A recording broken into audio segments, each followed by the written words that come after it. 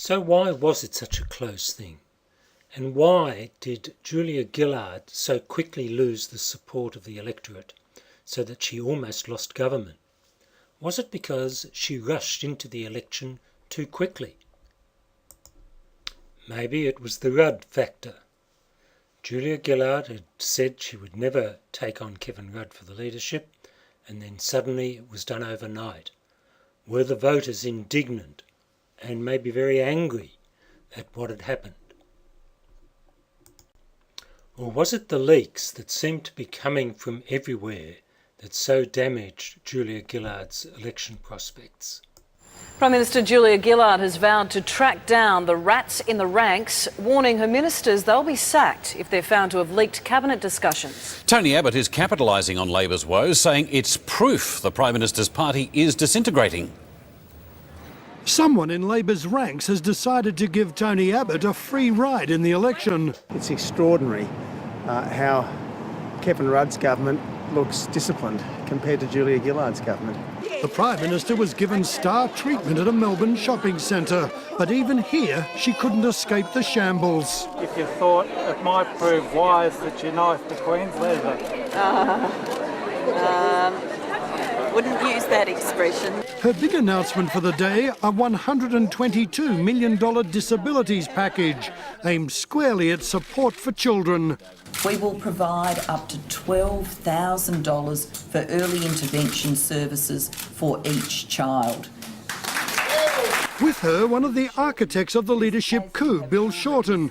Does he think Kevin Rudd is the leaker, and should he quit politics? This question has been answered many times by our Prime Minister, and I support her position completely about a role for the former Prime Minister. None of it helpful, with a Morgan poll showing her lead over Tony Abbott is shrinking and women are peeling off. The Treasurer couldn't escape in Tasmania, his doorstep dominated by questions of Labor disarray. But the Labor Party is very united behind... Where are the leaks coming from? In Perth, the Foreign Minister refused to speculate. The dogs may bark, the caravan's moved on. The Prime Minister says Kevin Rudd is an honourable man and a senior job is still on offer. Behind the scenes, there's talk of a Rudd-Gillard joint appearance to try and salvage the wreckage. So far, it's gone nowhere. Tony Abbott's campaign faced a genteel protest by comparison. A couple calling themselves his ladies' auxiliary turned up.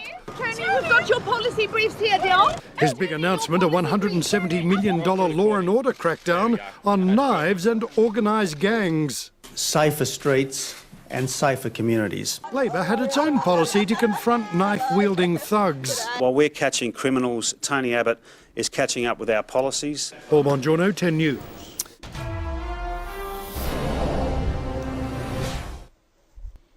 And then there are many who feel that both sides in the election campaign were too timid to come up with really progressive and adventurous new policies, and too inclined to be just negative about their opponents.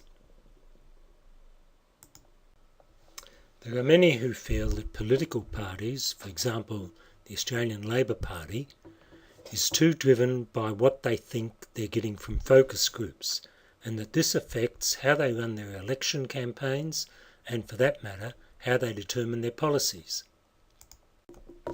Then, to further complicate things for Julia's campaign, suddenly Mark Latham started popping up, shaking hands and expressing opinions.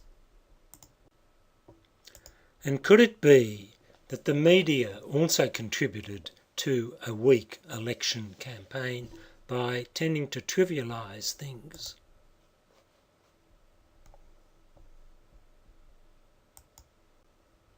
Is it also possible that our elections, because of the way they're handled by the politicians and by the media, have become much more like American presidential campaigns, with an emphasis on the leaders at the expense of looking at policies and local members?